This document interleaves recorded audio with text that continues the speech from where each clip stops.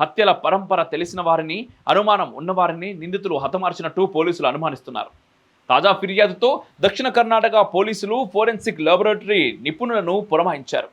ఫిర్యాదుదారు పేర్కొన్న ప్రాంతాల్లో త్వరలో పూర్తి స్థాయిలో తనిఖీలు చేస్తే తప్ప నిజానిజాలు బయటకు వచ్చే అవకాశం లేదు.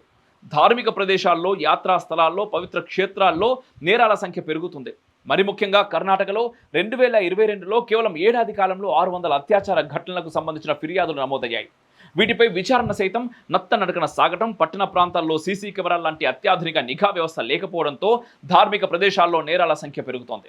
గడిచిన 2 దశాబ్దాల కాలంలో ధర్మస్థల సిబ్బందులు ఎంతమంది రిటైర్ అయ్యారు, ఆరోపణల మీద ఎంతమంది సస్పెన్షన్కు గురయ్యారు వంటి వివరాలు తెలిస్తే తప్ప అసలు నిజాలు తెలియవంటున్నారు పోలీస్ అధికారులు.